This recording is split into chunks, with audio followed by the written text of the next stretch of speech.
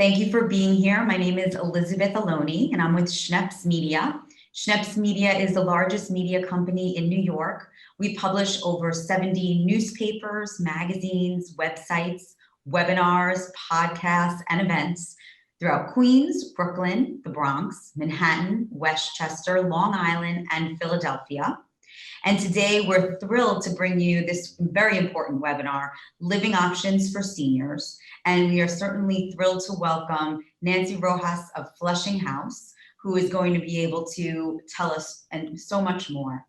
Nancy, hello, welcome. Hi, Elizabeth. How are you today? Wonderful, wonderful. Please share with everybody about yourself and a little bit about you and what you do at Flushing House. Sure, I'd be happy to. Thank you again for presenting today, this webinar.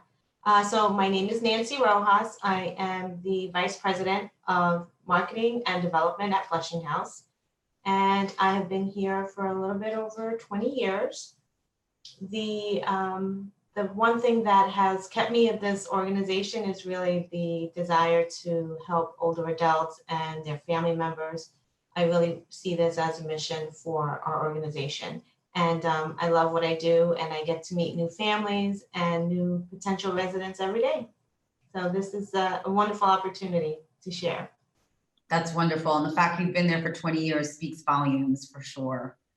So what made you decide, Nancy, to want to participate in this webinar? So Elizabeth, I think the number one reason that I really thought this was going to be a great webinar was because I find that in my experience, many older adults really aren't sure of what their options are. And I realized this because I was getting I've gotten so many phone calls and questions over the years of people that are just really unaware of what to do, how to go about it, what are my options, what do they cost? And it's really been something that's really frustrating for them. And really seeking to find that information, I think, is something that's we need to really educate older adults on. And now I think the latest study that I've seen is we have over 3 million people over the age of 65 in New York State. So it's just going to be more and more people that have these concerns and these questions. And I think that we need to find outlets to really educate them so they have that information ready for them whenever needed. That makes a lot of sense, because not only are there so many people, and like you said, they don't really know, it can be overwhelming. And so sometimes your emotions can take over, and it's so important to be educated. A lot of people want to stay in their own homes. Why should someone consider moving into a community? You're absolutely right. Most people do want to stay in their own home. And I think that probably 90% of people want to stay in their own home. But I think the home is a great option, to be honest. If you can stay in your own home, as long as you have the proper services that you need and are readily available, or if you're physically able to stay in your own home, and if the home itself has the structure that is adequate to provide, what it is that you need at home, all of these aspects are things that you want to consider. The social interaction that you may need to, have that quality of life at home is really something that I think people need to consider, because most people, I think, I would say, have really lived in their home for 40 years or longer. And, it's what they know. And so that's wonderful. But when your needs start to change and the challenges start to arise, it is really, like you mentioned, can be something that brings more anxiety. It brings challenges. If your physical or mental health is challenged, or you have a medical condition that starts really making it more difficult for you to do regular activities that you would normally have done in your home. So all of these aspects, people really need to evaluate what is it that, what's most important to me. And I think safety is key. Safety is key, access to services is key, transportation, to getting to those services. So all of these things that are really something that people really value, but they're just more fearful of if anything, to do that, to make that move. So, or to consider it. Look, change is always very difficult, but Yeah. the reality is that as our lives change and in the different stages of life we each move through, there are different needs. And so, there does come a time when you want to assess where you are and what's best for you in the next year, in the next 5 years, 10 years, et cetera. So, what are some of the different options available for seniors? So I will say that there are probably about 5 different options for seniors. There is the HUD housing, which is most known as like affordable living, affordable housing. There is a NORC, which is a natural occurring retirement community. We have assisted livings that are available for older adults, as well as nursing homes and independent living. There is another option, which is a CCRC, and that's kind of a combination of a few of them. So I can, give you a little more info. Yeah, if you wouldn't mind just giving us a little information about each of those. Sure. So the HUD housing or affordable housing for seniors, people talk about sometimes, you may hear. Those are housing that's established and subsidized by the state. And each state can be a little different. So definitely check on your state's accessibility to these housing options. But HUD is usually something that in New York State, you would go onto the New York State .gov website. You can go on to the New York State Department of Aging website, and those sites will give you options for HUD housing or affordable housing. Now, affordable housing does have its limitations because it is considered affordable housing. You can't make over a certain amount of money per year. They have their limitations in terms of how much you make, and not only that, but the availability. Unfortunately, there isn't really enough housing, affordable housing for people, and so they end up having huge waiting lists. So my recommendation for people when they call me and that's what they're really looking for is to tell them to get onto the Department of Aging's website, get onto those applications, complete those applications earlier rather than later. And even if you're not considering making a move for like 2 to 5 years, I would still complete the application now because it'd probably take about that long, if not longer, to actually get accepted. So that would definitely be my recommendation for if someone was looking for a HUD or an affordable housing option. I put that information in the chat also for individuals who want to get more information. So it's there in the chat. That's awesome. That's great. The other option is called a NORC. That's a natural occurring retirement community. Now, and this kind of community is kind of it's a new, not a new type of community, but it's something that wasn't established to be a community. So that it's really fascinating because what happened was several buildings and several little communities had people move into them relatively around the same age during, maybe 40, 50 years ago or something. And what happened was all of these communities, these people in these buildings began to age. And as they began to age in the same buildings and the same apartments, they all started to need services and they all started to need, care or access to services. And so organizations from New York State came in and actually created a NORC. And that was, these organizations come in and they establish the NORC and they can provide the care and services to the people living in their own apartments. And it was something that was kind of organic. It just happened. And it was really allowed people to stay in their home and, get those services. The only problem is there's only about 37 of them in all of New York State. So if you're looking for a NORC, then you can go and search those sites that I had mentioned earlier, look for NORC. And then you would have to apply to that building because then you knew that building offered NORC services. So it's really a something that happened organically, which was really great for the people that lived in those buildings. Wow, that's interesting. I never knew Yeah, that. so it was really it's nice to hear that communities are able to to access those services and still stay together because they knew their neighbors and their friends, and so that was really nice. But there are only 37 of those, so Right, not, can't certainly can't help everybody. Exactly. So what's number 3? Yeah, so the number 3 I would say is an assisted living community. Now, assisted living facilities, I think probably that's the most common that people hear about all the time. When someone says, "Oh, my mom needs care," or "My dad needs care," everyone's like, "Oh, well, you need to look at an assisted living." And so, just to give you some information on assisted living facilities, so they range in like the levels of care that they're able to give. That's number 1.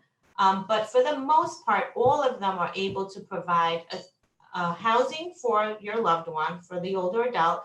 Sometimes it's a private room, sometimes it's semi-private, but the housing actually incorporates care. So when you move into an assisted living, you will be moving in and having as a baseline a certain number of hours per week, say.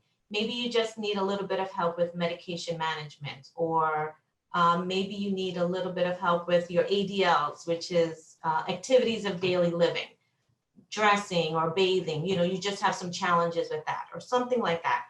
But so what happens is when you go and look into assisted living places, you will most likely meet with like a care manager or a nurse or someone who will do an assessment. And this assessment will basically will give them an outline of the type of person that you are, obviously, and your needs at that point in time. So it's like a little snapshot of your medical needs and your, social and emotional, like all of these, they do this little assessment. But the point of this is that assessment will give them an indicator of what level of care you need. And when you are in a particular level of care, that care will be incorporated, the cost of that care will be incorporated into the rental for that apartment. So what happens is you're able to live in this apartment, you get your meals, you have housekeeping, you will have maintenance, free environment, you will have activities. Most of the assisted living places are probably not older than 25, 30 years old. And, they're nice, they're new, newer buildings. They have, some of them have a lot of technology. So it's a great place to move into, especially if you consider, now you have the care right on the premises. So it's really a benefit to the resident themselves because they can be in a place where they have access and they're still in their own private space for the most part, unless they're in a shared room. The challenges with assisted living, I would say, would be the cost factor, number 1. Many of the assisted living facilities that are around are pretty expensive for most people in that age bracket, because most potential residents would be living on their pension and Social Security for the most part. So, the rental rates, I would say, in an assisted living range for one individual, probably starting at around $4,000 a month and can go as high as like $6,000 or $8,000 a month. And that really depends on, the care and the level of services that you need. So I would say, because of that reason, it really takes a large percentage of the population really not eligible to access the assisted livings. So most of these assisted livings, for the most part, are all private pay. So this is something that you would have to come out of pocket, to pay the rental for this. And the other challenge, I think, with assisted living is that once you move in, you're at a certain level of care needs, and but as we all know, the likeliness of our needs increasing is very high as we age. So those those services that you need when you first moved in are probably going to be different, a couple of years down the road. And when that happens, now your level of care has jumped from, say, a level 1 to a level 2 or 3 or higher. And now your monthly rental can be, almost double the price, if not more. So I think that is kind of, the challenge with an assisted living community. That's important to keep in mind. Mhm. So what other options are there? So the other option is a nursing home, and the nursing home is really probably the place that people don't choose to move into. So all the other ones, the other options are choices for the most part. You get to decide, you get to look at different places and really look at different options. But if you're at a point where you need a nursing home, it's really because of your care needs. It's because you need that medical attention, access to a nurse 24/7, and it's really not something that is optional at that point. Unfortunately, the rate that a person needs that care can really increase the cost if you try to do that in an assisted living. So, a lot of people will go into a nursing home, and that will, provide that level of care that they require. The nursing homes, they take care of the most vulnerable population, fragile, and unfortunately, you're probably will be in a point where you're sharing a room, unless you have, some really good resources, but you're sharing a room. So it's really not the place that people choose. It's really a place that, is kind of, it's just a need at that point. And nursing homes can be very, very expensive. If you're private paying for a nursing home, you're looking at about $15,000 to $20,000 a month. Wow. Yes. And that's out of pocket. That's out of pocket.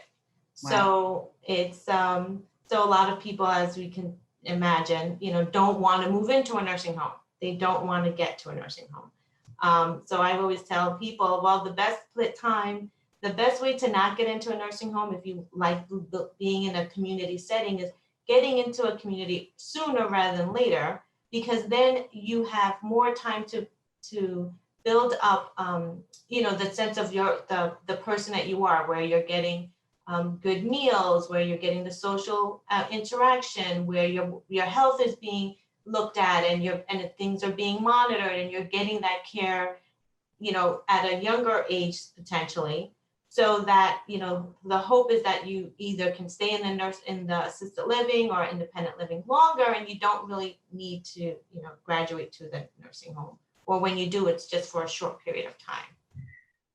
That makes a lot of sense. Yeah, it's those are the main ones. And now there is one that I want to mention. It's called a CCRC, and the CCRC is a continuing care retirement community. And it is, like I mentioned a little earlier, it's a combination. So what a CCRC is it's a community that you actually buy into. So you buy into a CCRC, and what the benefit and the great thing that people really love about it is that you usually go in an independent level where you're in your own apartment, and then as your needs start to increase, you move. Your level of services move, but you are still in the same community. So you can start in independent living, and then as your needs start to increase, and you move into the assisted living part, and then as when that time comes when you need nursing care or you need access to that nurse 24/7, then you move into the nursing home section of this same community. The pluses, I mean, most of them are beautiful, really, really beautiful. And the staff, the company, the people, you have made the friends. It's a nice way to age, and there is a level, I guess, of security, knowing that, when your needs do start to increase, the care is going to be available and it's there. You don't have to start searching for it at some other point. The challenge with the CCRCs, as you can imagine, is that they are very expensive.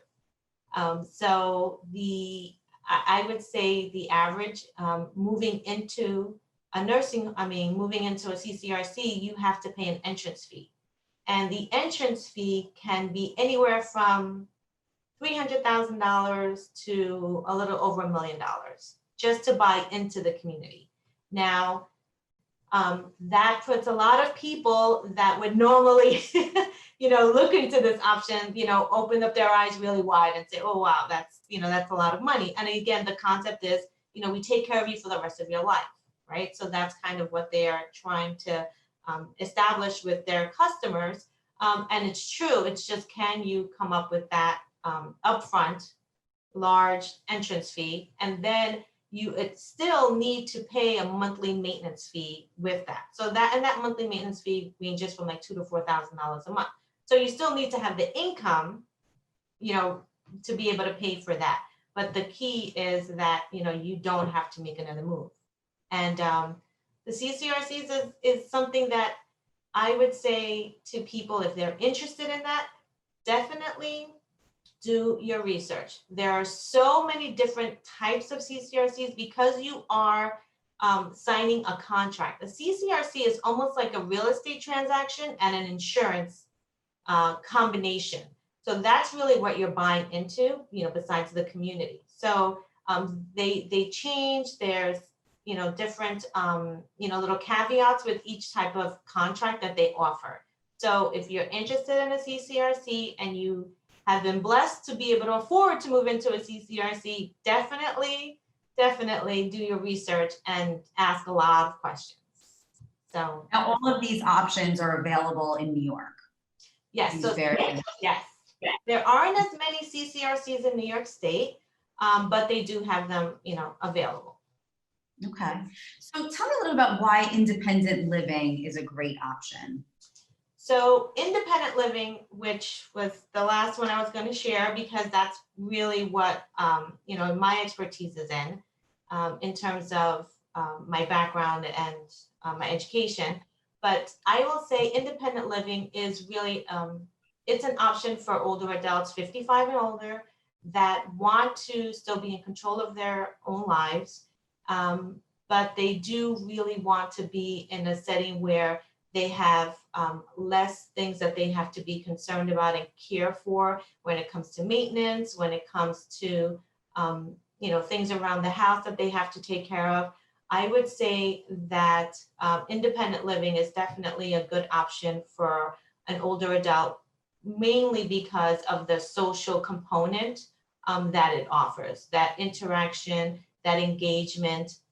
So independent living housing, they have several of them in New York State. Flushing House, we are the largest, and we have really seen the success in people from moving up from their home into our setting because of the ability to still be in control of your finances and your medical care, but still having that component of being around peers and being social. So I would say that. Sorry, go ahead. What were you saying? Oh, no. So I would say that that's really probably what, and most, all independent living communities would offer that. That's important, that certainly the medical piece is important, but you cannot forget about the social piece and being able to connect with other people, like-minded individuals. So tell me a little bit about Flushing House. So Flushing House is unique in that we do offer the apartments. One of the key points about Flushing House is that all of our apartments are private. So we don't have any shared units. So everyone still maintains that level of privacy where they have their own key, they come in and out as they please, and they're able to make their own decisions. And so at Flushing House, most of the residents here really are maintaining the lifestyle that they've had at home. However, they do have the support of all the services that are offered. So they're still making their own medical decisions. They're still making their own financial decisions. They're in control of all of that.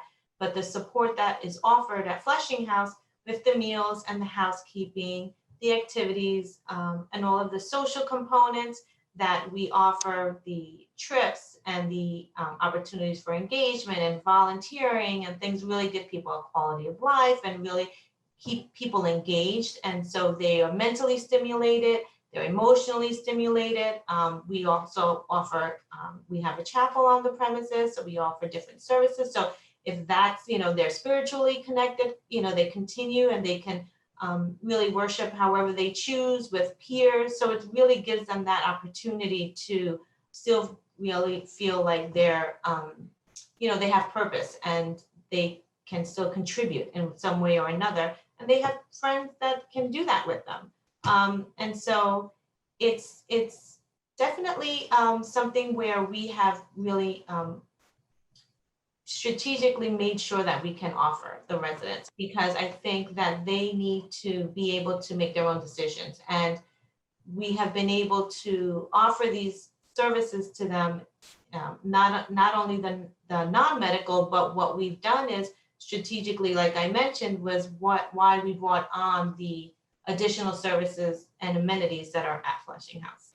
So we have actually partnered with 2 home care agencies and a doctor's office and a rehab office. So on the premises of Flushing House, they have chosen to rent our space, and we thought that was a great idea. So we can keep the residents that are here. They did not want to move, but they needed care.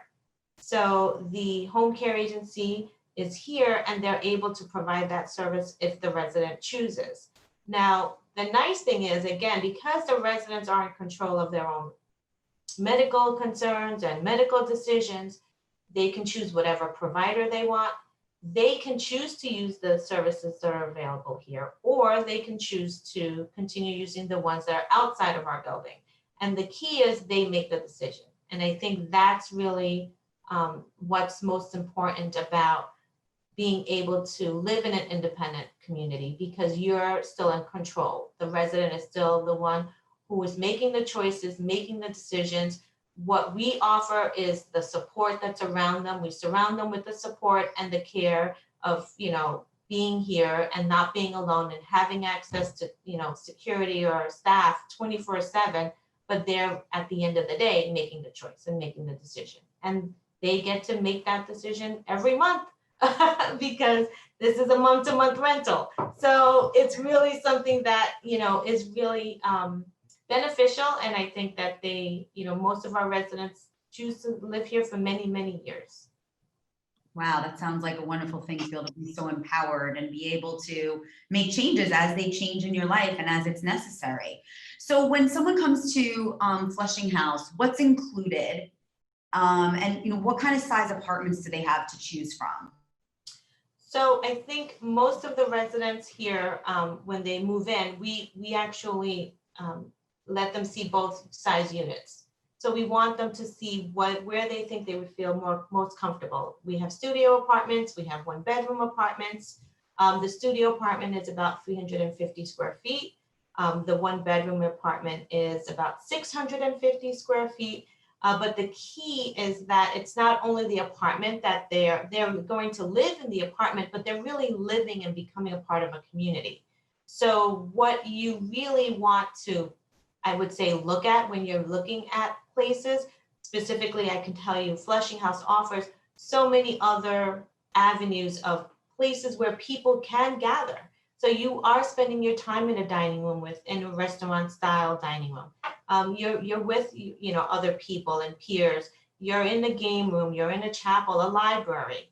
You can be up on the beautiful rooftop solarium. So I think that Wow.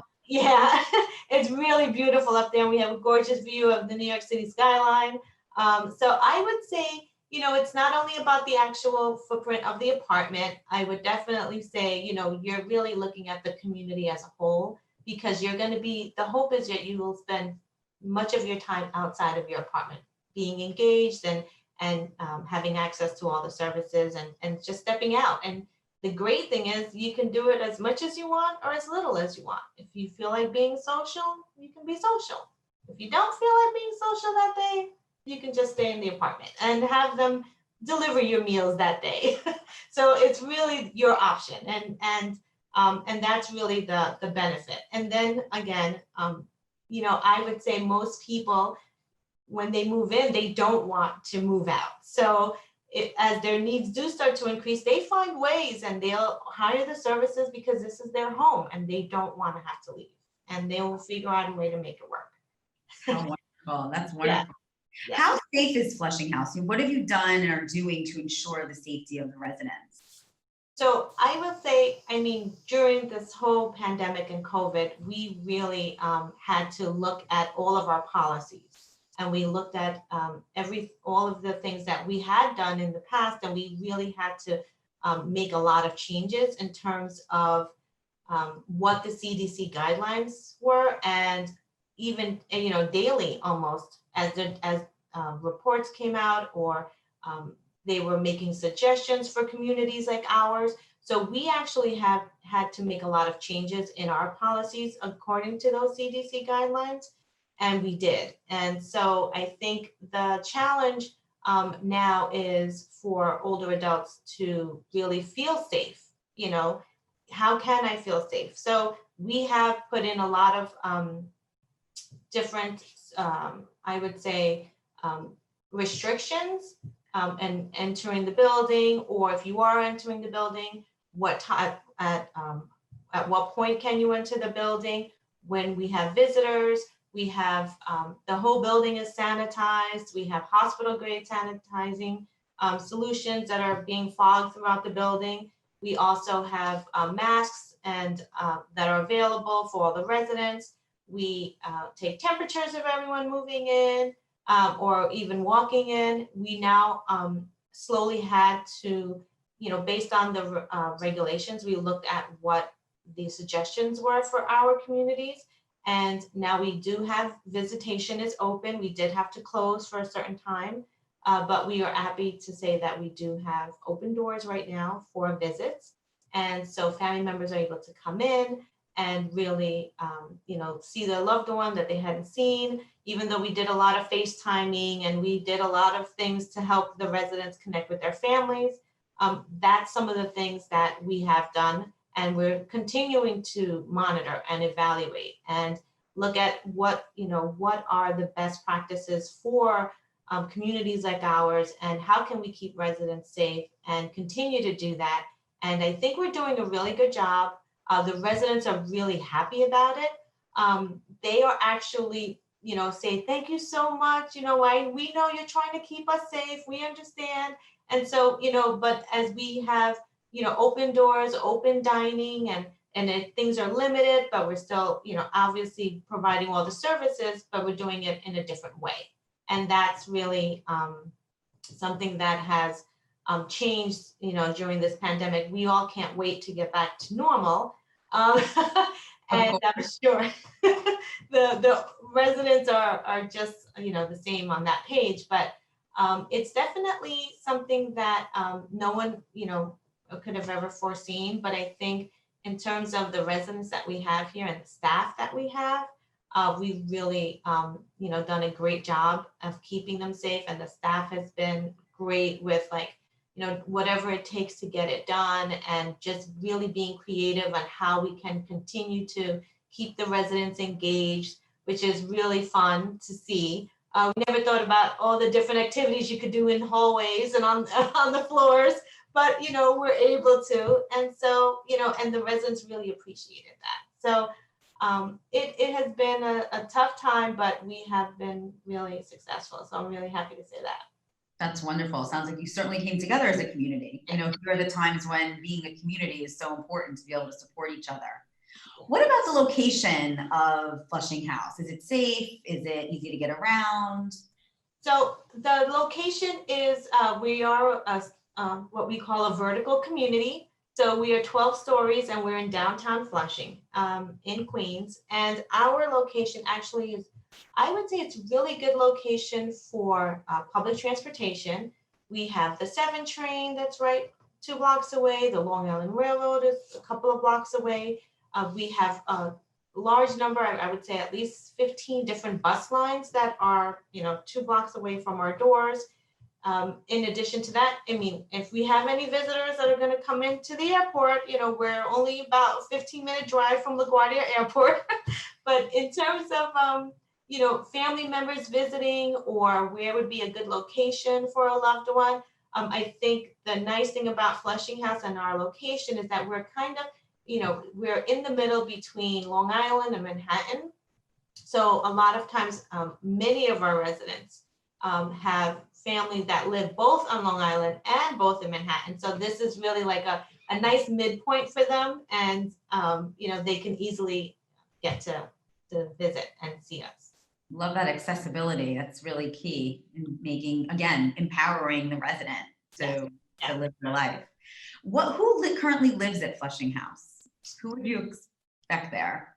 So, I mean, we have a large range of people because I would say we're like a little snapshot of Queens. We're the most diverse borough, and it's definitely reflected on planet Earth. On Queens planet is the most diverse place on planet Earth. Wow. I knew it was the most diverse in like New York, in the country, but I didn't know it was on planet Earth. It is. Well, I will say we are definitely a little snapshot of that. It's like a little melting pot here. We have residents aged, late 50s to, in their hundreds. So, I mean, it's such a huge range of people and backgrounds and cultures. So it's a really, if you enjoy being around different types of people and getting to learn more about different cultures or having conversations with someone who's from another country that you've never been to, it's definitely a place where you'll have that opportunity to do that, for sure. That's wonderful. We have a little video. Can I show that? Absolutely. This is a little snapshot of some of the residents that have lived at Flushing House. Wonderful. You know what's cool about Flushing House is that it's like an apartment. Basically, You're able to go out and do what you have to do and do what you want to do and come back. and come back to good meals. Yeah, and let them know That's you're what not I going to be enjoy. there. And that's pretty cool. That's Yeah. what I enjoy. And Yeah. the entertainment is good. Yeah, Just and as I was against coming here, oh, because I suffer from seizures. uh, And my sister who lives in Boston, she found Flushing House for me. And I said, I don't know, I'm only 60 years old. I mean, what am I doing here? But then I fell in love with the staff. They're great. Security people. They're just really wonderful. everybody embraces it. Everybody. And the people that I'm hanging out with that are here are wonderful. And so, it's great. And I go to the movie theater a lot, and I enjoy myself. So it's pretty cool. I had a pretty pleasant time. I've only been here for maybe 9 months. I've only been here 3 months. Okay, that makes a year between the two. Yeah, 22 months. All right, so far so good. That's so far so good. No, it's a good place to be. I like it very much. And I The recommend meals, spectacular. Yeah, they are. Yeah. I thought it'd be like hospital food. It's not. No, No, highly recommend it. It's very good. much. How wonderful is that? It brought a tear to my eyes. It was very, very touching and very, sincere. Yes. Yeah, we asked them, have a seat and just tell us a little bit about your experience at Flushing House, and this is what they came up with. And we're like, wow, even saying specific people's names, I was like, wow, that's really touching. So That's beautiful. So what if somebody is interested, but they're a little afraid to make the move? They're not quite sure they're going to like it. What would your advice be? Well, I would definitely say we really have thought about this, because I feel like most people, if you're going to make a move into a community, no matter what type of community, there is a level of fear that's incorporated in that. And it's the fear of the unknown, the fear of Will I like the food? Will I like the people? Is this really, what I need, or does it fit, my personality? So I think with all of that being said, that fear is real. And no matter, what needs you do have, you still have that fear. So I've met with so many families, and really we came up with this idea of having a trial stay. And the trial stay was really something that was just like, open doors for people to really come in and experience Flushing House and experience those things that were really the things that were made them fearful, experience the food and the people. Come in for 2 weeks or so and really get an idea of what the activities are like, and what the I guess the I don't want to say current, but like just the ambiance of how it makes you feel, and access to the services, and really be, I encourage people when they come for a stay, get engaged, go to the different activities, see what you like, what you don't like, really have this time to evaluate the community, and then the great thing is then you go home, and you come for that, those couple of weeks, you go home, and then you can really say, is this the best place for me? How did I feel while I was there? You have now had the experience to really eliminate that as much as you can, eliminate that fear, because now you know what the food is like, what the environment is like of people, and being in a diverse culture, and being in downtown Flushing, and all the questions that people would have had when you walk in. Now you really have those answers in those couple of weeks, so you can make that informed decision, and now you're happy about making that decision, and you're kind of actually excited, and now it's a totally different type of move. It's it's a move of like, I can't wait to get there and see my friend Mary, who I had dinner with a couple of weeks ago, and now I have to call her and tell her I'm moving in on this day. So I think the trial stay is really a great opportunity for people to try it out. But I understand right now with the people are still fearful with the pandemic and everything that's going on. So I would definitely suggest, if anyone is interested, and if you're wanting to get some more information, give us a call, and we'll be able to answer any questions that you have. If you go onto our website at flushinghouse.com, we have some great pictures of the actual different rooms, the game rooms, the rooftop, the beautiful views that I was talking about, and you can see the activities and the menu. And most of all, which is really a nice something that we just added, was you can actually now see the actual apartments that are available. So you can look and see, oh, what this studio apartment is available. Let me see what it looks like. Or this 1-bedroom apartment is available. A nice thing I just want to let everyone know that if they come onto our website, we do have a virtual tour that they can take. And so that kind of walks you through the whole building. And the other piece, if you scroll down a little bit on that homepage, there is an exercise video, and it's a chair-size video. So if you're at home, grab a chair, go onto our website, and you can do that 20-minute video. It's great exercise, it's engaging, and I think you're gonna have a really good time in, searching on that site. That's great. I actually put it in the chat function, the website and your phone number, so that people can contact you. That would be their first steps in applying to the community, would be going to the website and calling. Yes. And right on the website, we have that application. If you can download that application, and we can go from there. Again, we do want to meet you, so we do have to make some arrangements to get together. So definitely give us a call. We can share a lot of information and answer any questions, and really just see if this is the right fit for you. Wonderful. I have some questions from the attendees. Would it be okay if I ask those of you now? Oh, sure, absolutely. Wonderful. So one question we have here is, does Medicaid cover anything? And also about insurance, is insurance accepted? So Medicaid is a type of insurance, is a medical insurance.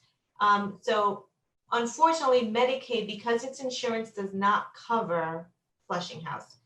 Flushing House is a private community, and so you do have to be able to afford to move into the community. There is the rental rate for the studio and for the 1 bedroom that we would review with everyone, and we could actually, give them an idea of what that cost would be. But I would say that if a person is on Medicaid, they can have Medicaid and live at Flushing House, but that Medicaid will only cover their care, will not cover the rent.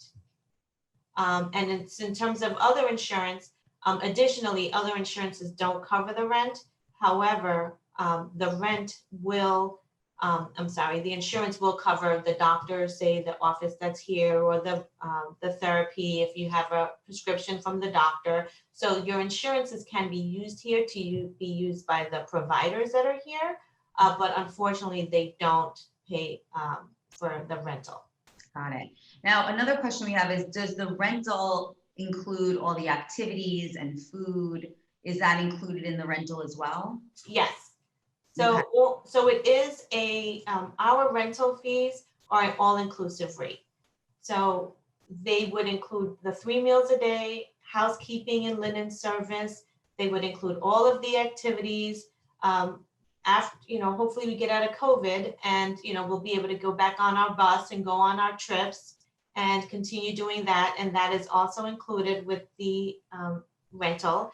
The rental also includes utilities. So your light and your gas and your heating, all your electric, you control it in the apartment and it's covered. It's all included, in addition to Wi-Fi in the whole building and about 40 different cable channels.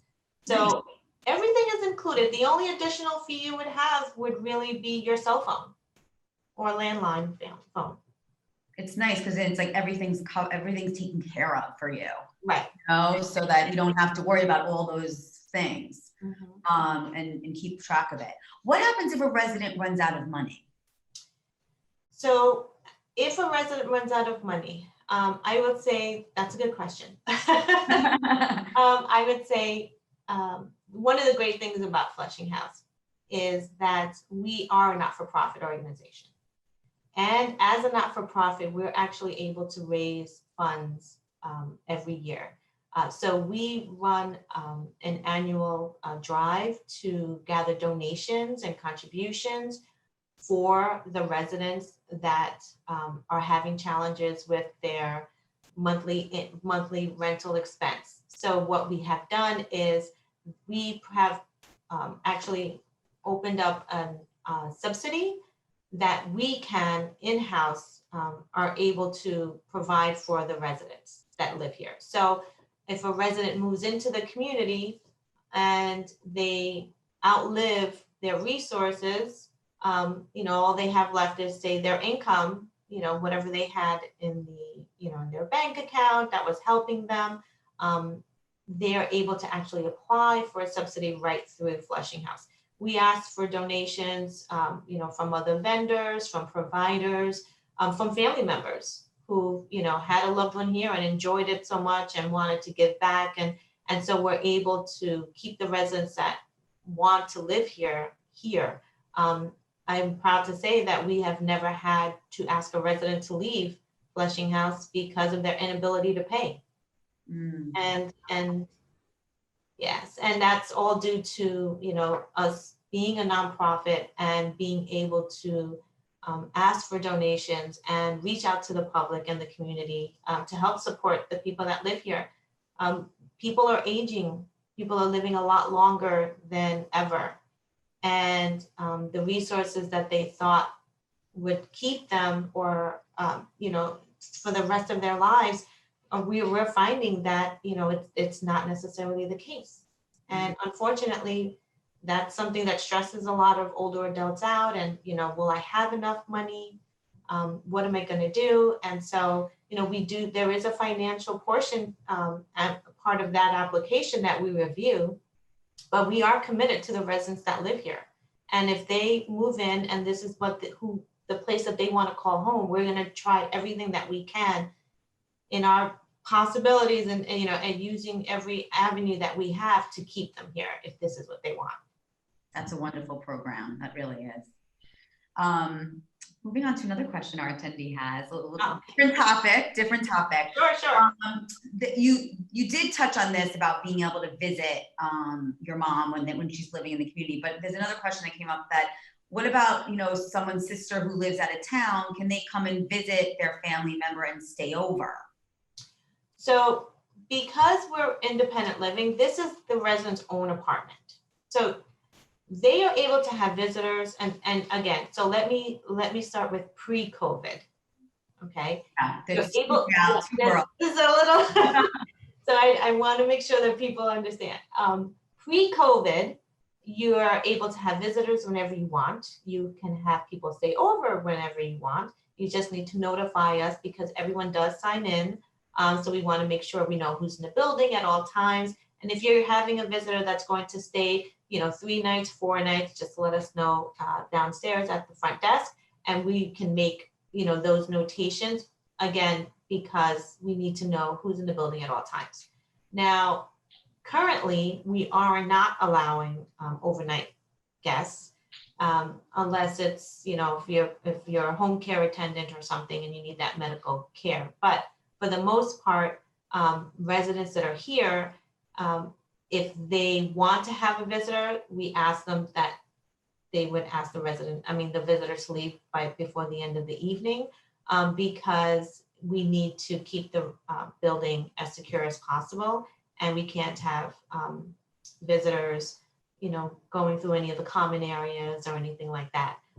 So right now we do have those restrictions, but the hope is that we get out of this COVID pandemic era and are able to, you know, open up those doors again and allow, you know, families to come and visit. We actually had a program where, Elizabeth, which was really cool, that if we had an empty apartments, we would like rent them out to the families at a really discounted rate, and they would love it because they'd come, they'd get to see their loved one, and, you know, they'd still have that privacy in their own, like a little hotel room in the same building.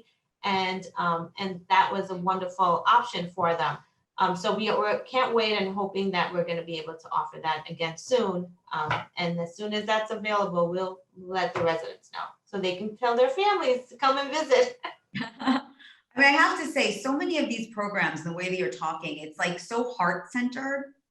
You know, it feels like, you know, thinking so much about touching the heart of the people that live there. You know, from the video of seeing those 2 gentlemen speak about their experience to, you know, being able to come and try and see if it's right, to, you know, accommodations so your family can stay over and be close. You know, so many really special things. And then, you know, the reality of empowering your residents to be able to make decisions and to be able to live at the independent level to which they can and want to. And those are really some very special components that, you know, when people are thinking about where to live, it certainly jumped out at me about Flushing House. And I could talk to you for hours, but I want to be respectful for the time. But thank you. This was really wonderful, you know, very informative, really giving all different options so people know what their options are. And thank you for taking a deep dive into Flushing House. And I want to let all the attendees know, if you want to move further and learn more, please go to flushinghouse.com. You can call the number that's in the chat. You'll also get an email, a thank you email from us that will have that information there as well. So you don't have to worry about it. As I mentioned, we did record this and it will be uploaded to the Schneps Media YouTube channel. So you'll be able to see it there and share it with friends and family in your community, as I'm sure you'll want to. And Nancy, thank you so very much for spending this time with us and for imparting your incredible knowledge on our attendees. Really very, very important and valuable. So thank you so much. You're very welcome. It was my pleasure. Terrific. I want to wish everyone a great afternoon. Please stay healthy, stay safe, and look forward to seeing you at one of our next webinars soon. Have a great afternoon, everybody. Bye. Bye-bye.